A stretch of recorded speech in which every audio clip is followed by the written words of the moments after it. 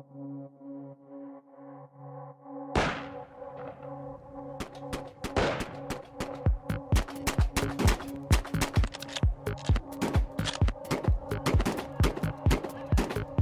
sorry? Are you heartily sorry for all of your misdeeds? It does not matter, because now is the time for your just punishments. Hello, and welcome once again to Just Punishments. Tonight's episode, Front Towards Enemy. Season 1, Episode 9. Following a deadly explosion, Karen lands in a bomber's crosshair, and Frank isn't happy about it. Meanwhile, Curtis makes a grisly discovery. I am your host, Charlie, the Professor Esser, and with me, as always, is my skinny rich friend. Yeah, it's Mozz. Hey, Mozz. So glad to have you. Let's just get to our credits real quick, and then let's get into the show.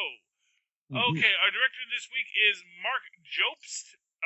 Writers, of course, Jerry Conway getting his created by credit because he created The Punisher with John Romita Sr. and Ross Andrew. The Steve Light gets his created by credit. I believe he's the guy who created the series. Angela Lamagna wrote this episode. She also was the story editor, doing double duty. Ms. Lamagna, working hard, and of course, hardest working man in show business this week is Ken Christensen, our staff writer. Okay, so this is a very interesting episode. This gets us. Mozz, can you hear me? Yes, I can. Okay, good. Can you hear me? Yeah, I can hear you just fine. Yeah, sorry, there was an autoplay thing for Rampage. I saw that, by the way, the other night. It was all right. It was all right. For what it was really fun. It was really fun. I had a good time. I'm sure it is. My biggest complaint about it is that Dwayne The Rock Johnson doesn't turn into the gorilla. For those who played the original game, all of the characters turned in, so they had a monster form and a human form, and basically the game was ended when they turned back into their human form. So when they had the monsters be just monsters, not humans, that turned into monsters, it kind of ruined it for me. No, see, that really would have been cool, because they sort of play up to that a little bit, because at first when George gives The Rock a pound, you see Rock's hand is so small and George's hand is already so big, even before he gets bigger. And then later on, the female lead gives The Rock a pound, and her hand is so tiny against The Rock's hand, so they're sort of like playing up, oh, look at how giant this guy already is. Yeah. I hope maybe for the next one we might get a giant rock. That would be awesome. Yeah. Well, like I said, yeah, I mean, because I used to love to play Rampage. It was a really fun game. Not the least of which, because to my early pubescent mind, Lizzie, who's the lizard, turns into a female, and when she turns back into human, she has no clothes. She covers everything, but she sneaks up. But, so I always played as Lizzie, just because I knew eventually That's awesome. Yeah, I was a young man. It's okay to have. Yeah. I mean, it's okay now, really. Yeah. Oh, yeah, but it was fun playing Rampage. I used to love that game. And I played as a gorilla too because the gorilla was a character. Very rarely played as the werewolf. Yeah, not a wolf guy. Anyway, tonight's episode, Front Towards Enemy, Toward Enemy, which is taken from something written on an explosive, which kind of took me aback to actually see it written on the explosive in the show. Did you notice that? Yeah. Because I was thinking that, like, because of course that sounds like a joke that, they write Front Towards Enemy, so that, because I imagine the implication being that grunts just would not know which way to point the bomb if the bomb didn't have instructions written on it. But apparently, at least from this scene, that was true. So, but I feel like I've seen those words written on like rocket launchers or grenade launchers too in movies. Front Towards Enemy or Point Towards Enemy or something like that. Maybe it's written as a joke. And see what it is I could imagine like soldiers writing that on their stuff. Sort of like a Kilroy was here kind of thing. But to see it like the manufacturer do it, it was a little weird to look at. So, but that's me. And maybe this is all just playing into it, because obviously these are fake explosives. These aren't real Right. ordnance they're using in this Right. series. Anyway, but let's roll it back a bit, because we open up with some video footage of a birthday party at the courthouse just before some bombs go off. And not for nothing, here's what I'm going to tell you on this note. Anyone that's walked into a federal courthouse in the United States knows darn well that basically Lewis was clearly a really talented info guy. And probably Russo made a mistake passing on him, because obviously this guy can get a bomb in places you would not expect. Because getting a bomb into a federal courthouse in this day and age is difficult. At least I imagine so. But then again, I guess maybe that's one of those weird things where, I go through the metal detector because I'm a responsible citizen. But maybe it's very easy to circumnavigate the metal detector if I actually wanted to. That's one of those weird things you never think about. How hard would it actually be to get around this stuff if that was my goal? But it's not my goal. Well, I mean, he was making a pressure cooker bomb, so it wasn't something that was obvious, to somebody. And if he could have just pretended like he was bringing in a bowl of chili for the office, who knows? You know what I mean? Well, I mean, yeah, but again, that's what we're talking about, big holes in security. Although they do right. They do say the easiest way to infill a location is through the kitchen, which I actually think we did next episode. That was interesting. That's something I learned from the 18 told. The easiest way to infiltrate a location is through the kitchen. The kitchen usually has the kitchen's always the secret entrance. It's always Because people come in and out. Anyway, so we open up. There's a birthday party. There's a big explosion. This is Lewis. This is the bombs he was building a couple episodes back. Right. And he is taking it out on the government for limiting our Second Amendment rights somehow, in ways. Right. Honestly, his the political. Here's what I'm going to say: you can get caught up in the politics of the Punisher. I don't recommend it. The politics in the Punisher, which we see this episode and next episode, are not well defined or thought out. They're very much straw men. And they're not important. What is important is Lewis's story, which is actually very interesting, especially we see Karen and the Punisher's relationship. Because the Punisher, last episode we talked about the possible asexuality of the Punisher, and I think in this episode it's an interesting, just because you're asexual doesn't mean you don't have human bonding. Right. And I think in a very real way, feels very bonded to Karen. He feels Karen is his lifeline to humanity in a way that he really can't have with anyone else. And because it is... sorry. No, go ahead. Sorry, go ahead. Oh, yeah, and because... she was the only one that ever understood him or heard him, She's the only person who saw him as a human. Right. Even in his relationship with Micro still sees him as a weapon to be used by Micro. And it is, so he has this relationship with Karen. What's interesting in this is Karen gives him pushback in this episode a lot, because of course we see Karen being interviewed on Loudmouth Radio talk show. A little sad it's not Trish Talk, but what are we gonna do? We'll be getting to Trish Talk soon enough. Great. But then again, it would make you think like, oh, is that the only talk show in their universe? Well, true. I mean, that is the issue. Although, for what it's worth, I mean, the Daily Beagle seems to cover everything. So, or in this case, since they don't have the rights to the Beagle because that's over at Sony, it's the Bulletin. But so she is having her conversation.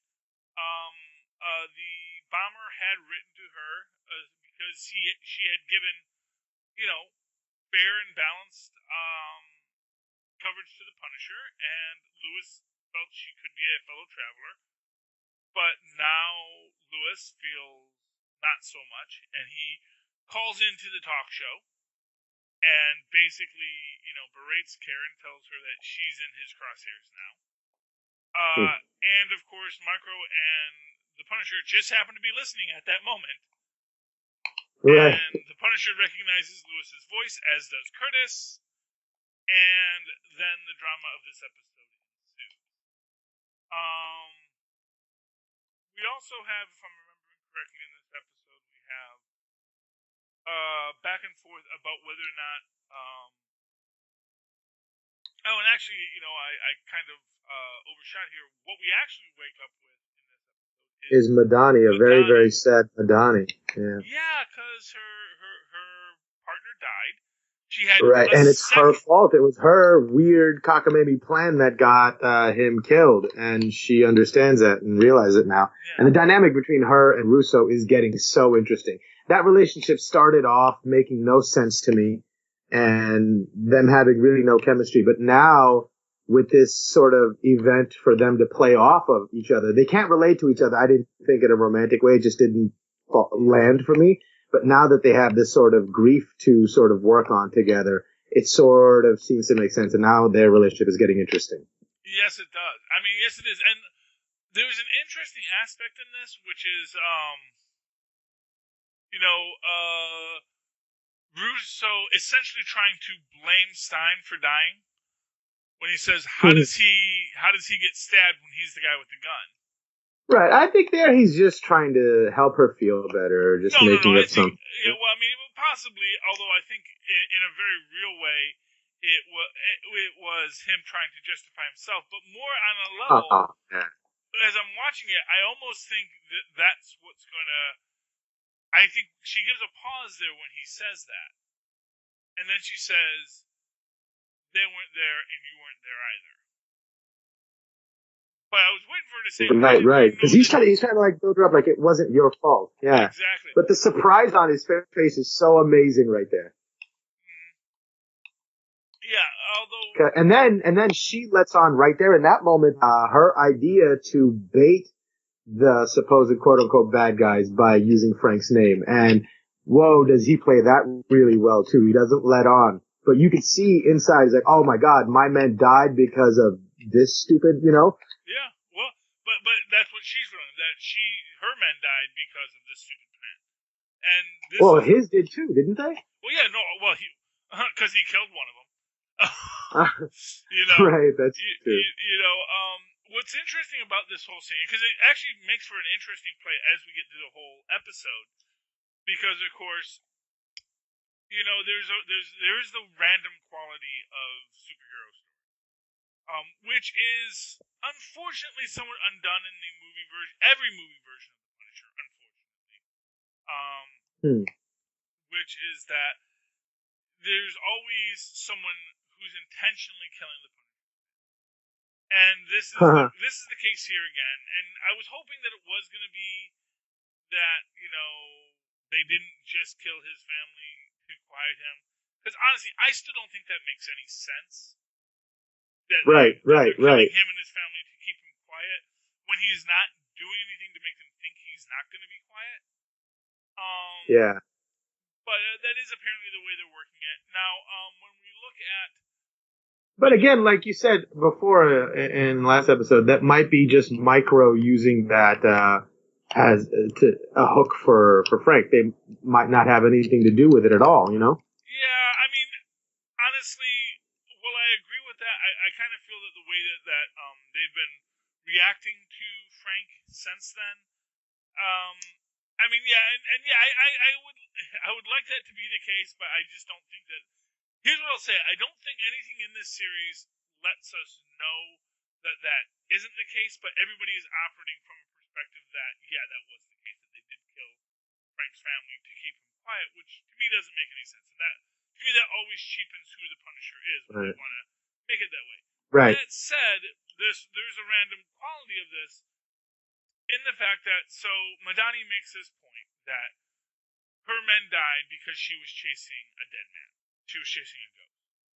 And she can't tell people why it is her men died. Why she filed a false plan. Why she did what she did. She really can't dig this deeper because then she has to say, well, because I thought there was a Punisher out there and I wanted to go defeat the Punisher. And this that and her informant who got killed. What was his name? the original Ramsey something. the original guy in Yeah, I mean this is in Afghanistan. Yeah. It's all been about getting at that. Even getting at Frank has been about getting at that little thing, you know. Well, yeah, although she doesn't not that it's a little thing, but she doesn't really know that Frank was at the scene until the end of this episode. right. But isn't that why she's chasing him? Because he was in that squad or something? She knows he was in the squad, but she doesn't know that she doesn't know that he was at the killing. Basically, right. No. Yeah. Go ahead. Yeah. No. Well, no, you're right. She does know that, and this is her trying to solve her problem, but in the end, it is still her just chasing this ghost. And you know, she is. You know, there's a very good series called Future Man on Hulu right now. Oh. It's a comedy about time travel, and it's a really. Is it old or is it recent? It's brand new. It's a Hulu original. It has what's her name? The girl from Cake in it. She's an improv actress. She's really talented. And a bunch of other people, but she always really is. She really, because they basically make a really great story that starts off as kind of a bunch of bathroom humor gags, and then as it goes, it really evolves into this really touching and beautiful story about time travel and dealing with the end of the world and genocide and apocalypse, things like that. The short version is basically a video game that is undefeatable has been sent back in time because whoever actually defeats it will the heroes of the game will come back in time to get them because they figure this person is one person they can save the future. Yeah, who can defeat the enemy. But it's that's kind of a cool idea. I like it. And if you have Hulu, I highly recommend Future Man. I wasn't watching it for a while, but Hulu kept on saying, "Oh, I think you're gonna like this. I think you're gonna like this." And I said, "Fine, Hulu, I'll watch Future Man." And like I said, the first episode was like, "Oh, okay, I see." You know, it's basically kind of Seth MacFarlane territory from Family Guy kind of stuff. Oh, okay. But then, much like the Orville, and I don't think Seth MacFarlane did this, but it's that kind of humor. But then, much like the Orville, as it went on, I was like, "Oh my god, this is a really good story. A character that I'm seeing evolve, and I'm seeing how, and it plays with like Back to the Future kind of concepts where, things change because of these things in the past, and people change their entire personalities because of things in the past." And it's, I'm going to have to check that out. Yeah, I highly recommend it. I highly recommend it. Anyway, I don't have any idea how we got on that tangent, but how did we get on that tangent? I don't know. Anyway, yeah, I'm trying to figure it out myself, but I think we should talk about Micro and Frank talking about what happens when Frank finds Lewis because Karen's in trouble, and he makes sort of the comparison. What would you do if somebody was coming after Sarah? And he goes, well, Sarah's my wife. She's my family, you know. Yeah. But later on, he calls him and tells him, you know what, you're right. You should go ahead and take him out. That's the right thing to do.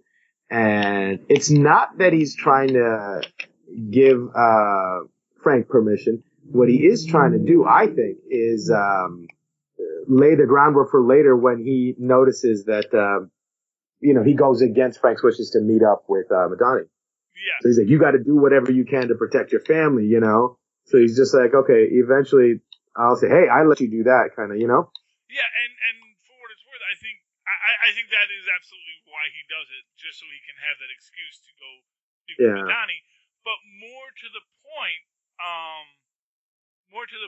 I think it's this aspect of it that he's right. You have to do what you have to do to protect your family. And he's sitting there saying, my family is in trouble. Even if there's not someone trying to and they're still alive. Yeah, exactly. Even though there's not someone trying to blow them up, he understands that sometimes you've got to violate your code of ethics because it's your family. And Karen is very much the Punisher's family. And I think, on one level it is, he wants to sneak away and take care of this thing. But also I think it is just the fact that he needs to, he sees the logic in what Frank is saying. That you have someone you have to protect. He has to protect his family. In order to protect his family, he has to betray the Punisher. And he's like, I'm only doing what you're doing. Exactly. And what I find most interesting about this, so as I've said earlier, there is this important part of the Punisher Micro story that Micro betrays the Punisher. And I think in this sense, this is what they're doing. They're trying to play with that idea. Everyone knows Micro is going to betray the Punisher. But how that betrayal plays out in this episode and the episodes to come, I think really makes for a much deeper and more interesting story than just, he sells the Punisher out. Because I think right. I think, and I think they can salvage the relationship still, even with the betrayal, if it's done in a way that eventually ends up benefiting them both. But Frank is too blinded by his rage to be able to see it. They can still salvage that relationship, and that team needs to stay because they can do so much with it. Yeah. Well, I will be honest. I did watch ahead, so I do know how it all ends, and it does end. Oh, okay. It is interesting how it plays out, and it is interesting how it ends. I'm not going to spoil it just yet. We'll spoil it when we get there. Right now. But it is a fun. Because I had to finish this before I started watching Jessica Jones, so I had to watch Jessica Jones. Right. Because I had to catch up on Jessica Jones. I haven't started that yet. It's good. It is good. I do highly recommend Jessica Jones too. But right now we're talking about the Punisher, which I was talking about the Punisher earlier today. I really do think this is a really excellent series. It is very separated from the rest of the Marvel universe as an idea, which I think is actually kind of good for it. Because it exists in what everybody's world is. And it's important to remember that even in the Marvel Cinematic Universe, and even in the regular Marvel universe, yes, sometimes Spider-Man swings over the top of your heads, but every day there's lots of stuff that is not Spider-Man swinging over your head. Because Spider-Man can only swing over a very small section of Manhattan at a given time, usually at night.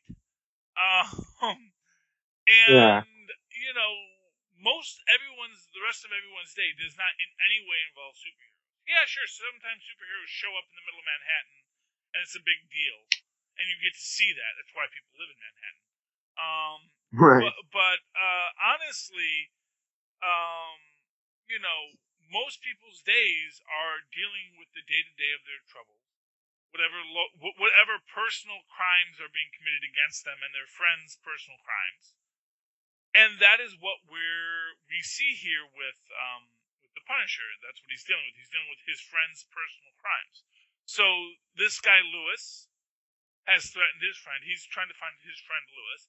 He finds out that Lewis and Curtis, who is also his friend, are interacting. And he goes to save Curtis. And when he finds Curtis, and here's what I'll say. First off, I love the scene of Curtis and Lewis fighting. Because compared to the earlier scene of Lewis and the fat guy fighting. I always forget his name, but Lewis and the fat guy fighting. O'Connor. Lewis and O'Connor fighting. This is a real fight. And this is a fight where even with one leg, you can see that if Curtis had both his legs, Lewis would not have fared as well in this fight. Right. One thing I thought that was really interesting about this fight was I was loving that it felt like a real fight too. The choreography was so on point. And at one point when Lewis is on the floor on all fours and Curtis is on top of him, he goes and reaches for the leg. Now, for my purpose, I thought he's reaching for a leg to take him down. I was like, man, what an interesting little thing that they're putting in there. Like they're putting an actual like grappling move where he's trying to take him down. And then later you find out when Curtis is on the floor and Lewis is standing above him, he keeps reaching for that leg again. I'm like, what a silly idea. Why would you go for a knee bar or a heel hook from that position? Just punch him. And then it's like, oh, he's pulling his leg off. I forgot that he had a fake leg. So I thought that was really, really cool. No, and yeah, it is really cool. It is a great thing, and it's great when it plays. And this leads us to what I think is just this fantastic dynamic because, of course, Lewis calls them, and you have Lewis and the Punisher talking about Curtis.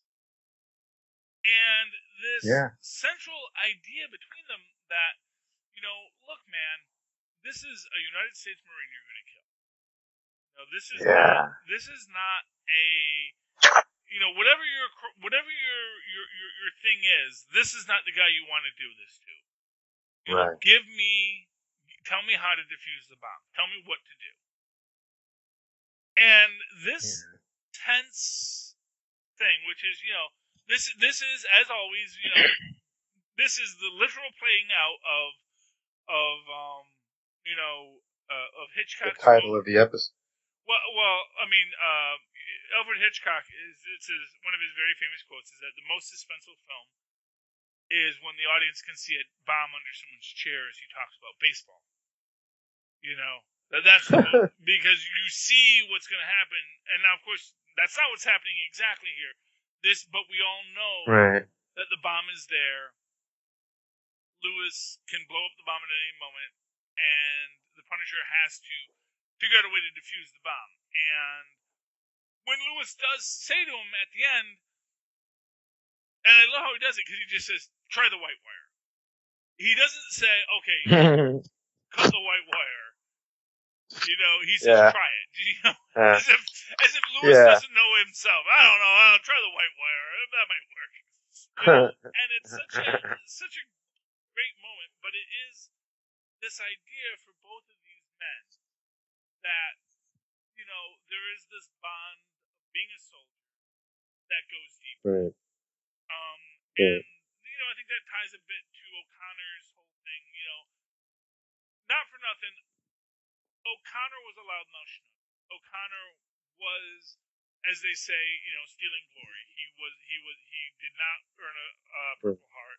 Actually, no, you'd have to actually be in combat to earn a Purple Heart. You can't just get you don't get a Purple Heart for like a training injury. So he obviously bought the Purple Heart at a secondhand store, which is always a little sad. Which is sad. Yeah, it's always sad when you see that, but it happens, if you ever do see it and you want to buy it, then the best thing to do is to go to your local VFW location and return it to them. That's the polite thing to do. It's always sad when you see a Salvation Army actually selling it, and it's like, dude, come on, go take it to the VFW. But it is what it is. It's business. Capitalism. That's what Bernie Sanders warned us about. Okay. And I think the other thing that's interesting is that it ties into everybody, figuring out who their real enemy is, like point towards your enemy. And that's the point Karen tries to make to Lewis earlier, and he just doesn't resonate with him until now when Frank tells him, who Kurt really is and what he means to him and how he can see some of himself in that relationship. And it's like, we're not the enemy. And Lewis finally comes to terms with that. And it's the same thing Frank had to deal with last episode. Where he's like, what am I supposed to do if I encounter one of the military? Am I supposed to kill somebody just doing their job just like me? So, it's almost like he's talking to a younger version of himself, and he hates that. Oh, well, yeah, and for what it's worth, I mean, I think that is, in many ways, the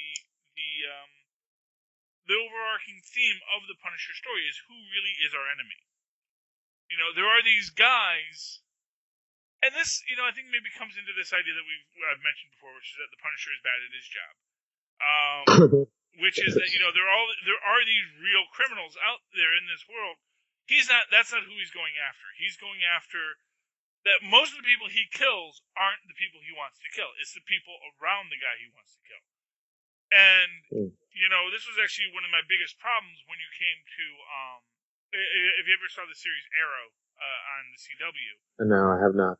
Basically, he's going after these guys, because in the first season, the Arrow is basically the Punisher. He's actually killing these mobsters, and these criminals.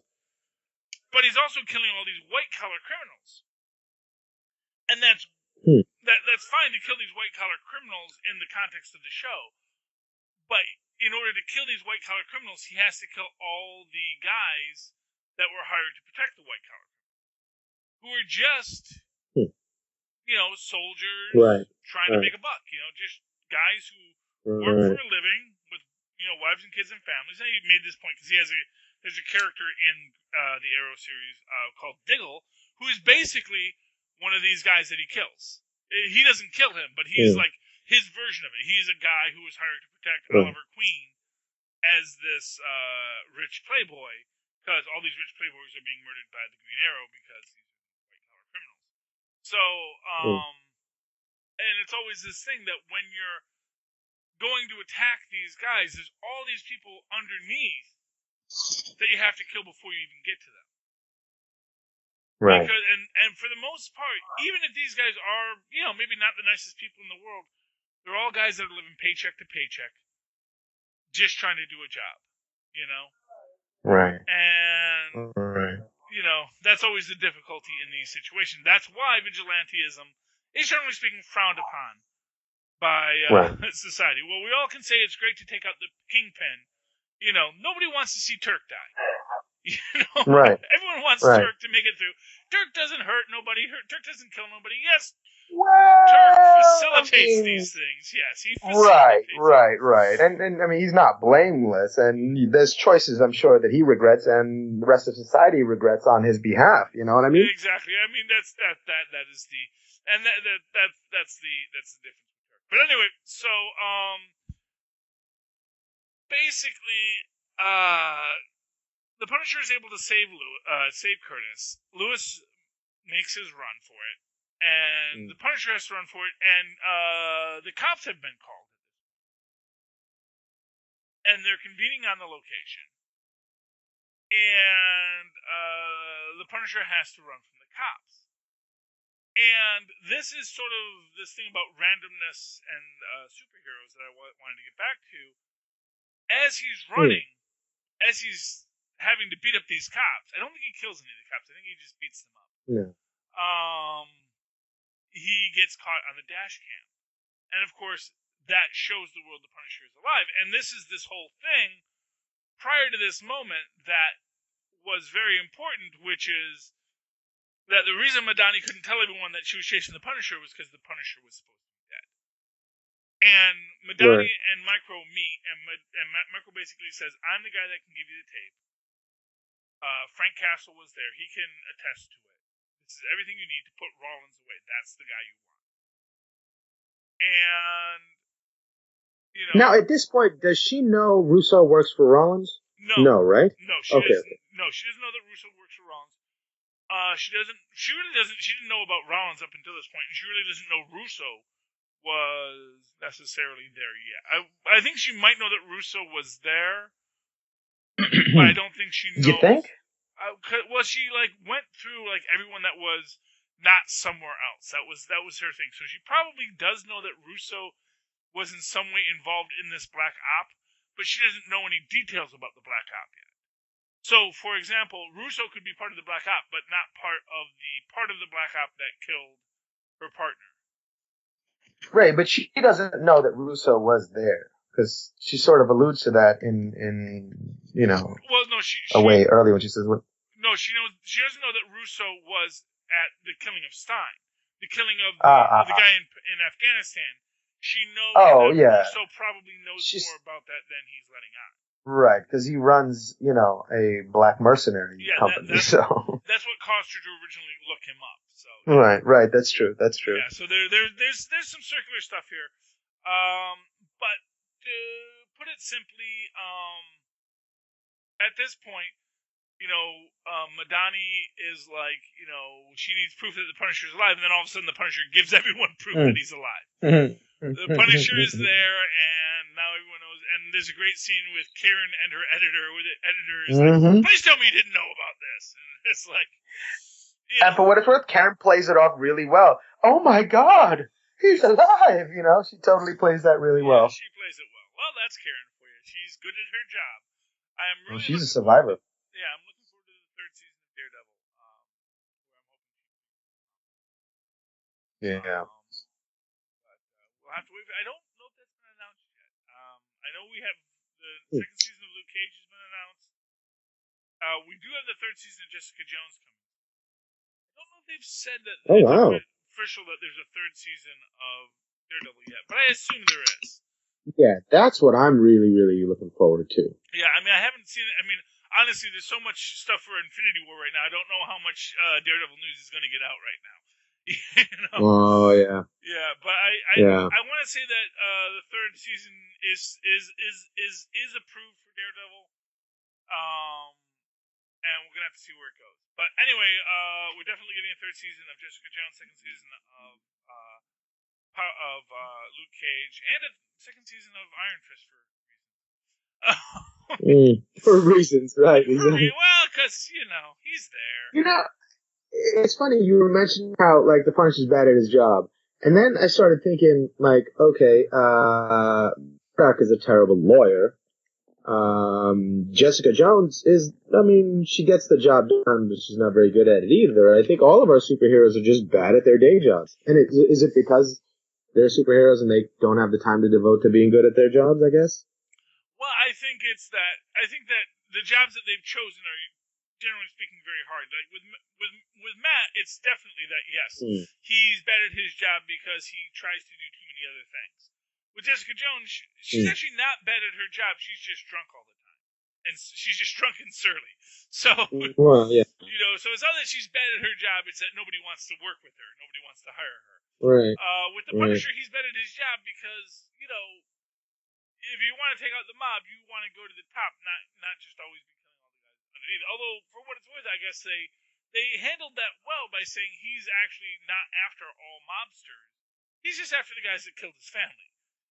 Right, and if you think about it, the guys who killed his family weren't the mob bosses, they were the supposed blameless underlings. You know what I'm talking about? Well, exactly, yeah. So, I mean, there's certainly an argument to be made there.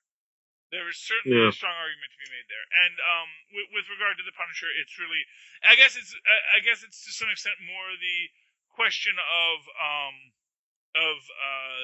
the comic book version of the Punisher versus this version. In the comic books, he's in an all-out war on crime, but there's only so many people he actually gets to kill. And by the way, I've never said that the underlings are necessarily blameless. I'm just saying that a lot of these underlings are just guys trying to make a living. It's sort of like when we saw in the Defenders when Luke Cage. There's these guys that are working for the Hand, but they're just the cleanup crew.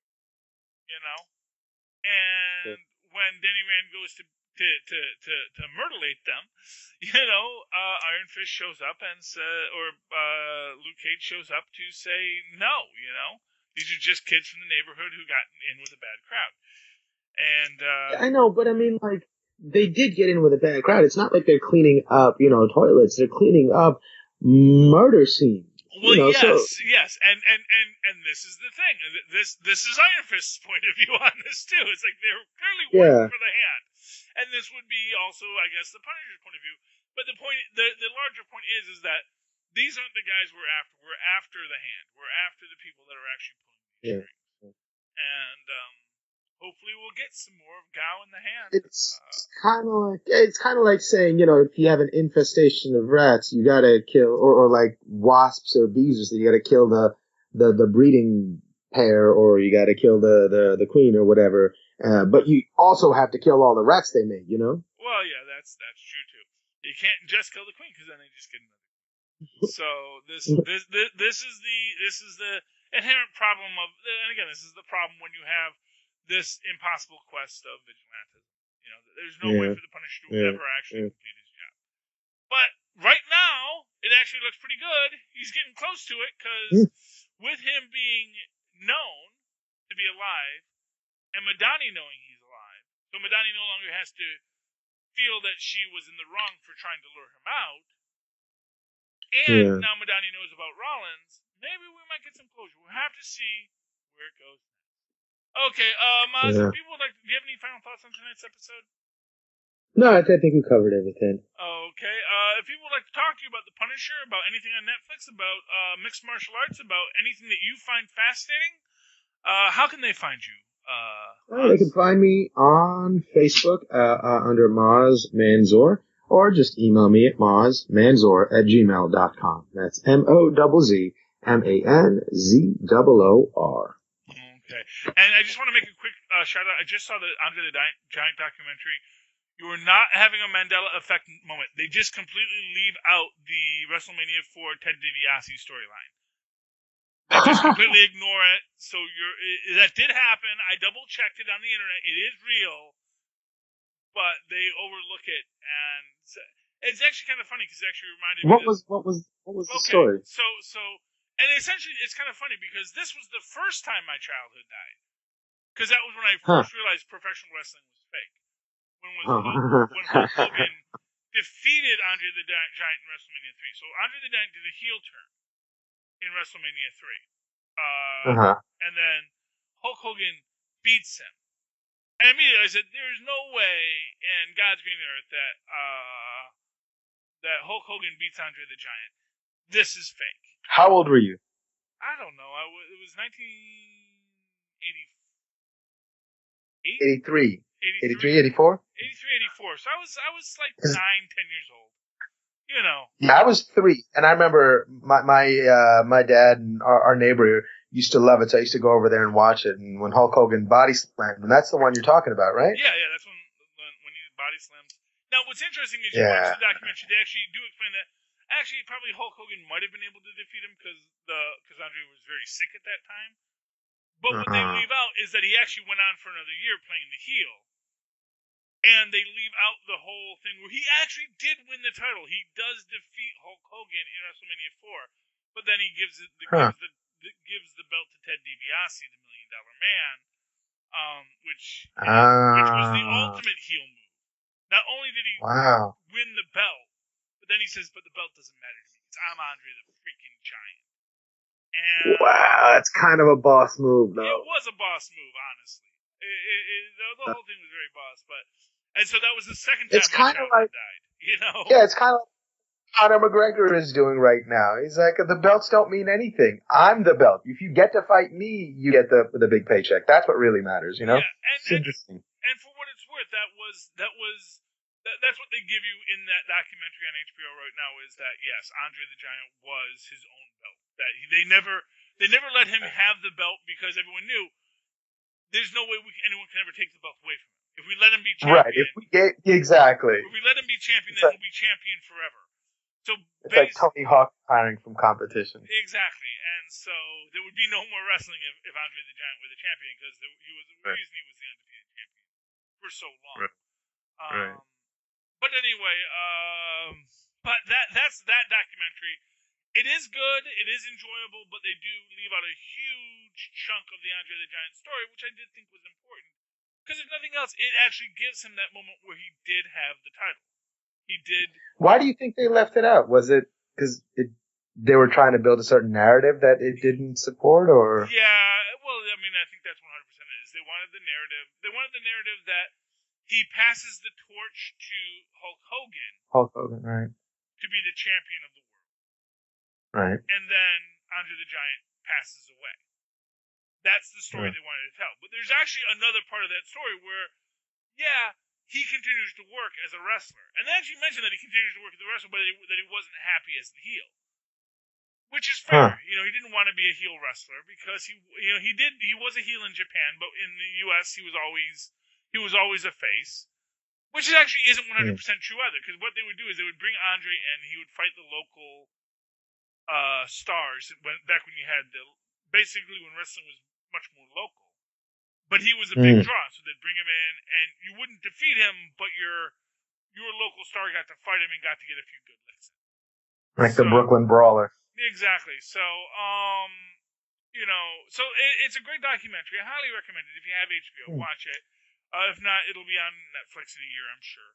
But it does have this moment where I'm sitting there watching it. I'm like, wait a minute, I'm having a Mandela moment. You know, I know Andre the Giant beat Hulk Hogan, but he beat Hulk. And actually, it reminded me that he actually had lost to Hulk Hogan the year before, and that actually was the moment when I actually realized wrestling was fake, because I knew that Hulk Hogan is going to be Andre the Giant. Andre the Giant is the Giant.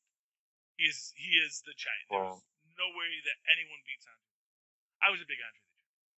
So anyway, so that's that. If you would like to talk to me about wrestling, about The Punisher, about Netflix, about Marvel, about anything at all, the other day on Super Connectivity, we talked the entire show about Apu and The Simpsons. Oh. Yeah, that's a controversy. Now, what is your take on that? I wasn't there for that, but what is your take on that? Well, my take on it is that basically you can't ask Hank Azaria this question because Hank Azaria is an actor and has a job. And you're basically saying, hey, Hank Azaria, would you like to quit your job because it's offensive to us? And it's like, no, I'm an actor and I'd like to have a job. And I don't think it's that bad. I think people are making too much of a fuss over a silly joke. well, and I don't know. The culture today is people love to have something to be upset about and to claim that, oh, I'm a victim. That's really popular these days. I don't think it's that big a deal. It's like, people are going to make jokes and you can't live in a world where you're expecting not to be offended by something, Well, I think and to basically put it out, I don't think anyone is really upset about Apu. They're upset that Apu is the most prominent Indian American character in television, which I don't know if is necessarily true at the moment. But it was. It was for a very long time. Right, but he was the most. But there's nothing anybody can do about that. It's public opinion. People react to something. You throw something out there. I'm sure a lot of people threw other things out there. That's just what's stuck. It's just comedy. It's like. There's a lot of arguments to say why Apu is not something that people should be worrying about. And for what it's worth, I think that the guy who did The Problem with Apu, the documentary that is not so much saying let's be mad at Apu, as it is he's talking about the dearth of quality roles for Indian American actors. Right, but again, I guess maybe simple people want to put a figurehead to blame something on, and they're taking it to The Simpsons. And I don't think The Simpsons did anything wrong. And if anything, it's like the way any culture assimilates into any society that they are trying to assimilate into. It happens incrementally, little by little. At first, it'll be jokes, and then pretty soon you'll have Harold and Kumar, and then pretty soon Kal Penn is going to be working in the White House. So it's like people don't comprehend baby steps. Well, and to be honest, so the idea of greenhorn comedy, it's a very old tradition. But there's a difference between, and this is the idea of the new immigrant and the troubles of a new immigrant. Right. And by the way, just to say, preface what I'm saying is I'm a brown guy. It's like my parents came here from Pakistan. I came here from Pakistan. So this is my perspective on the Apu issue is from someone that grew up with that and having to deal with it. And I don't think it was that bad. No, well, it's not that bad. And like I said, I think that some people, this thing about overreaction, I don't think anyone who is raising the issue of Apu is necessarily saying Apu is the problem. What they're saying is the problem is that there's this prominent Indian American character. And it's actually this kind of a circular thing, is that the better they make Apu's character, the more frustrating it is that it's not an Indian American playing the character. Because there are some wonderful Indian American actors out there. But having to asking for the creators of The Simpsons to apologize for the character, it's simply ridiculous. Well, I don't know who is really asking them to apologize for it. Like I said, I read an article saying that the way they addressed it on their show as like flippantly tossing away the controversy was offensive, and I was like, come on. Well, So what it is you're looking at the trickle down of offense. That basically, basically, there is an issue with Apu. And a guy did a movie. He's an Indian American comic. I believe he was on The Daily Show, and he did this thing called The Problem with Apu. And it is a problem with Apu because it's not easily solvable. If it was easily solvable, we say, well, here's the solution for Apu. It's like, no, here's the problem with Apu. That yes, there's all these great things about Apu, but here's why it's problematic for a lot of people that Apu is who he is and where he is in our pop culture. Let me give you, this is my great example of the problem for the difficulty for roles of actors of certain ethnicities. Bashir from Star Trek Deep Space Nine, and I'm blanking on his name, and Kuthrapali from Big Bang Theory have the same father. Oh. Because there's one middle-aged Indian actor who, when they say we need a middle-aged or older Indian actor to play somebody's father, who can do some comedy, who has some comedy chops, and is at the light to have on set.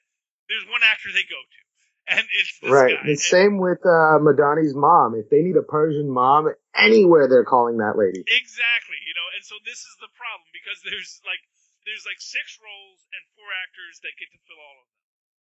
And this is the problem with Apu. Not that Apu is himself a problem. Not that Hank Azaria, who is a Sephardic Jew, he's got a very broad-based ethnicity.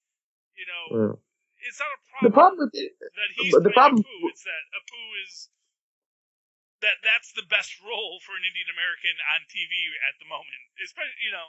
Yeah, but it's like, somebody. The problem I have with a lot of documentaries, and you pointed out with the Andre the Giant documentary, is like they pick a narrative that they want to tell, and then they, display it that way, as opposed to going into it to find the truth about something. And the same thing with this guy. All he's done, the guy who made the documentary, is taken something. And then, obviously there's a lot of positives and a lot of negatives, but he took just looking at one aspect of a thing that has a duality to it and presenting that as the definition of what it is as a whole, and then making a scapegoat out of it. Yeah. Well, okay. And again, let me say, I have not seen the problem with Apu yet. Have you actually watched the documentary yet? No, I have not. Okay, I've only been watching people's reactions to it. Yeah, so this is the problem, is that that much like that article about how the Simpsons episode, which I also haven't seen yet, did not apologize properly, we're looking at third generation outrage. So I think if we should discuss this anymore, we should probably both go watch either the Simpsons episode that responded to it or the actual documentary and move on from there.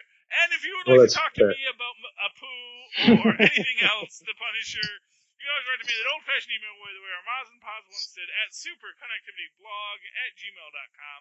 That's superconnectivityblog, all one word, @gmail.com. And of course, follow me on Twitter as I live tweet things sometimes, whenever I can, at Charlie Esser. That's CharlieEssser.